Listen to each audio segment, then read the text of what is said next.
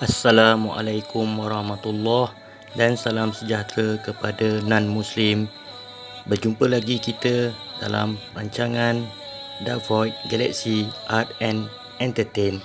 Pada kali ini, admin akan bawakan anda semua kepada satu konten bersempena Maulidur Rasul. Keistimewaan Maulidur Rasul kepada umat Islam dan juga kepada non-Muslim secara tidak langsung. Maka tanpa buang masa, kita akan pergi kepada konten seterusnya. Pedang Nabi Muhammad sallallahu alaihi wasallam.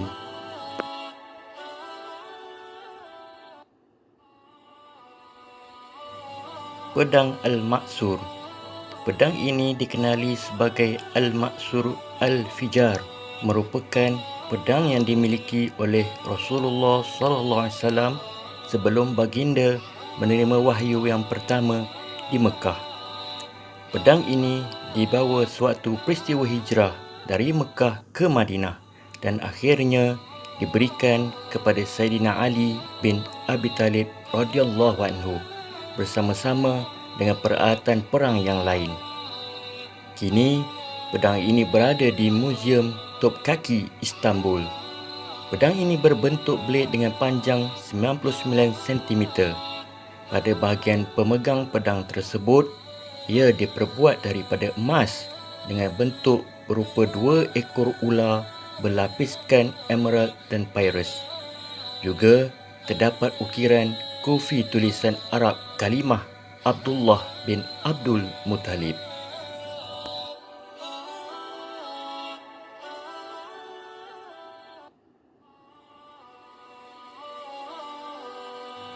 Pedang Al-Adib.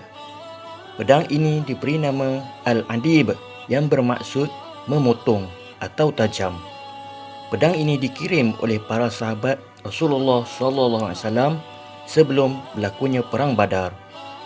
Baginda Nabi sallallahu alaihi wasallam menggunakan pedang ini di dalam perang Uhud dan para pengikutnya menggunakan pedang ini untuk menunjukkan kesetiaan kepada Rasulullah sallallahu alaihi wasallam.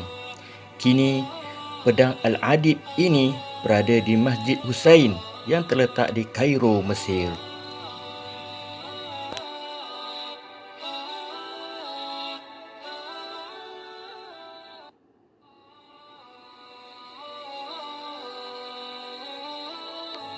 Pedang Zulfaqar.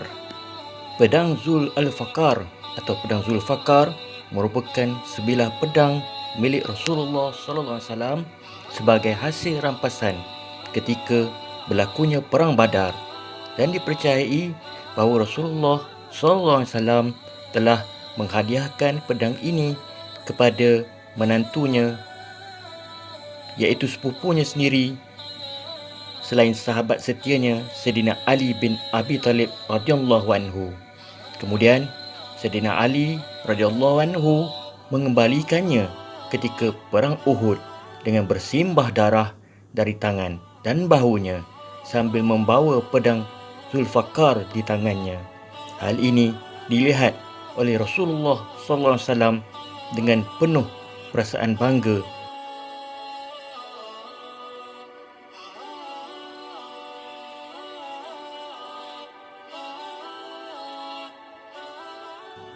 Pedang Al-Battar. Pedang Al-Battar adalah pedang Rasulullah sallallahu alaihi wasallam hasil daripada rampasan dari Bani Qainuqa.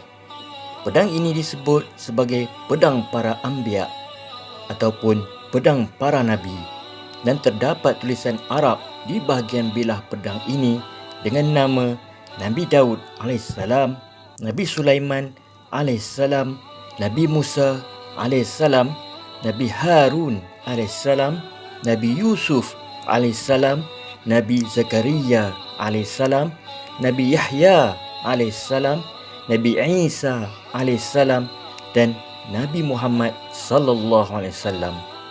Kini pedang ini berada di Museum Topkapı Istanbul. Berbentuk blade dengan panjang 101 cm. Dikhabarkan bahawa pedang inilah yang akan digunakan oleh Sayyidina Isa AS di akhir zaman nanti untuk berhadapan dengan Al-Masih Al-Dajjal.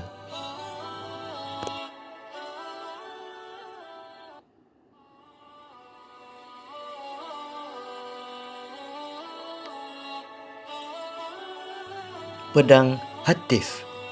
Hatif merupakan sebilah pedang Nabi Muhammad SAW hasil daripada rampasan dari Bani Kainuqa. Dikisahkan bahawa Nabi Daud AS mengambil pedang Hatif dari Goliath, iaitu Jalut, sebagai rampasan ketika dia mengalahkan Goliath tersebut sewaktu umurnya masih 20 tahun. Allah Subhanahu Wa Taala memberikan kemampuan kepada Nabi Daud AS untuk bekerja dengan besi, membuat baju besi, senjata dan alatan perang daripada besi. Manakala Hatif merupakan salah satu daripada pedang buatan Nabi Daud AS yang menyerupai Al-Battar tetapi lebih besar daripada itu. Beliau menggunakan pedang ini yang kemudiannya disimpan oleh suku Levita, yakni suku yang menyimpan senjata-senjata barangan Bani Israel, dan akhirnya sampailah ke tangan Nabi Muhammad SAW. Kini pedang ini berada di Museum Topkaki Istanbul. Pedang ini berbentuk blade dengan panjang 112 cm dengan lebarnya 8 cm.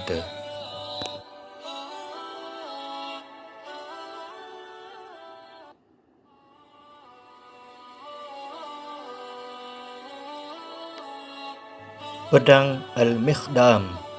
Pedang Al-Mikhdam ini dikhabarkan berasal dari Nabi Muhammad SAW yang kemudiannya diberikan kepada Sayyidina Ali bin Abi Talib radhiyallahu anhu dan seterusnya diberikan kepada anak-anak keturunannya. Namun, ada khabar lain yang mengatakan bahawa pedang ini diambil dari Sayyidina Ali bin Abi Talib radhiyallahu anhu sebagai hasil rampasan pada serangan yang telah dipimpinnya ketika di Syria. Pedang ini berada di Museum Topkaki Istanbul, berbentuk blade dengan panjang 97 cm dan mempunyai ukiran tulisan Arab yang tertulis Zainal Abidin.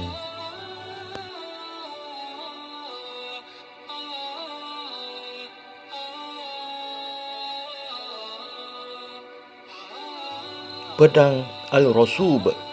Ada yang mengatakan bahawa pedang Al-Rasub ini dijaga dan diletakkan di rumah Nabi Muhammad SAW oleh keluarga baginda dan sanak saudaranya seperti bahtera kaum Ad yang disimpan oleh Bani Israel. Pedang ini boleh didapati di Museum Topkaki Istanbul. Pedang ini berbentuk blade dengan panjang 140 cm, mempunyai bulatan emas yang terdapat ukiran tulisan Arab yang tertulis Ja'far Al-Sadiq.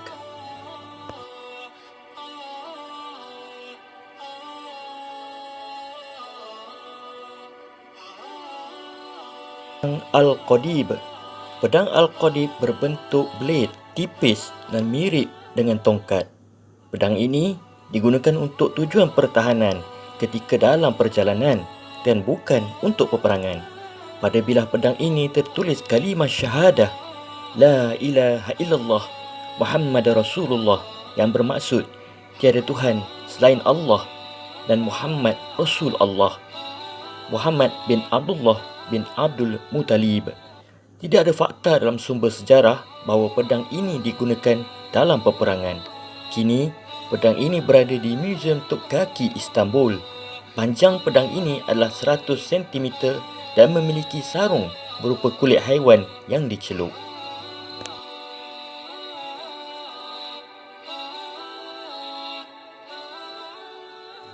Pedang Al-Qala. Pedang ini dikenali sebagai Al-Qala ataupun Al-Qali.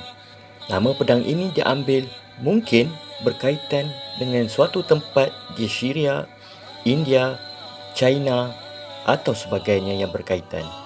Pedang ini merupakan salah satu daripada 3 pedang Nabi Muhammad SAW yang diperolehi melalui rampasan dari Bani Qainuqa. Ada juga yang mengatakan bahawa Datuk Nabi Muhammad SAW telah menemui pedang ini ketika beliau menjumpai sumber air Zam-Zam di Mekah. Kini, pedang ini berada di Muzium Topkaki Istanbul. Pedang ini berbentuk blade dengan panjang 100 cm. Pada bahagian bilah pedang ini, terdapat ukiran bahasa Arab dengan perkataan yang bermaksud, ini adalah pedang mulia dari rumah Muhammad sallallahu alaihi wasallam. Pedang ini berbeza berbanding yang lain kerana ia mempunyai reka bentuk yang berbentuk seperti gelombang.